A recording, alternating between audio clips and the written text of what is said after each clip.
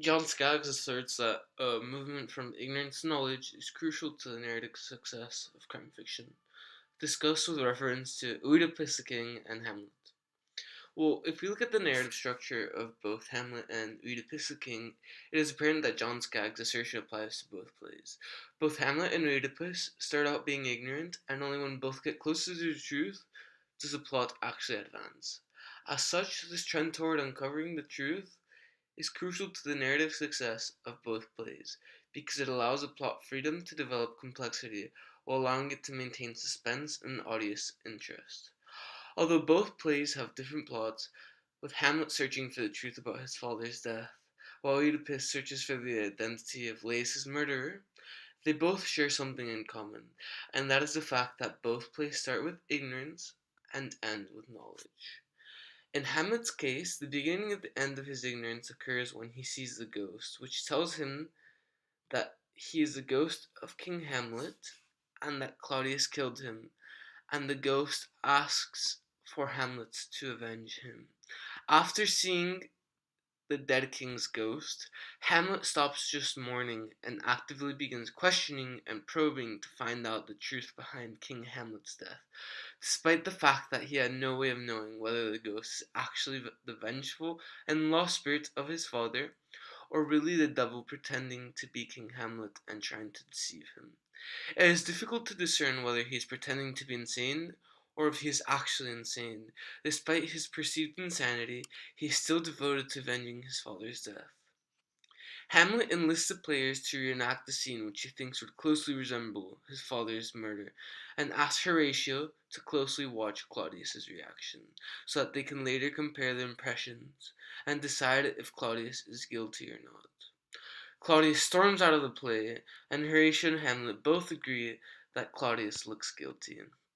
After that moment, Hamlet is determined to kill Claudius, but finds him in prayer, so he decides to wait for the moment until he is sinning.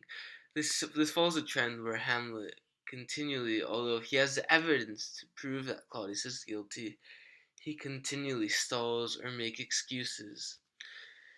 If Hamlet started off with knowledge of Claudius's actions, then this would be a completely different play. Therefore, the narrative success of Hamlet is directly tied to a movement from ignorance to knowledge. In Oedipus the King, Oedipus searches for the murder of Laius in order to end the plague afflicting Thebes. However, the irony is that the murderer he is searching for is really himself. The prophecies serve an important role in foreshadowing future events or revelations that will occur in the play. The prophecies are initially rejected by Oedipus and later Jocasta, who tells Oedipus about how an oracle once told them that their son would kill Laius and marry her, and how they abandoned and killed the baby, and that the prophecy didn't come true because Laius was killed by bandits at a crossroads. This worries Oedipus because he remembers that before coming to Thebes, he killed someone who looked like Laius at a crossroads. Oedipus later recalls a prophecy told to him by an oracle that he was fated to kill his father and marry his mother. But upon hearing news of Polybus's death, he is relieved.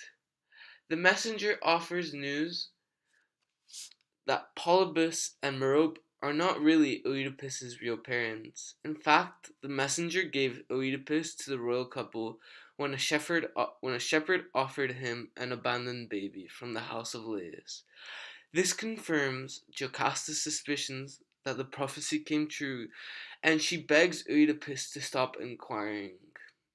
However, he sends for the shepherd, who tells him that he is actually Laius and Jocasta's child, confirming that the prophecy that he didn't want to believe had actually come true. As opposed to Hamlet, who wants to find out the truth about his father's death, the more Oedipus learns about the truth, the less he wants to accept it. Instead, he tries to disprove the prophecies, which turn out to be true. The truth is the undoing of Oedipus and Jocasta. As such, a movement from ignorance to knowledge is crucial to the narrative success of Oedipus the King, because it is a story about uncovering the truth. Even though Oedipus the King and Hamlet both have completely different stories, They are both linked by the underlying structure of ignorance to knowledge. The way in which it is utilized, however, is different, with Hamlet embracing anything that will prove Claudius's treachery, while Oedipus tries deflecting the truth in vain until it catches up to him. As such, it is correct to say that John Scaggs' assertion that a movement from ignorance to knowledge is crucial to the narrative success of crime fiction applies to both Oedipus the King and Hamlet, as these plays would not be as successful without that movement because the depth of their plots depends on it.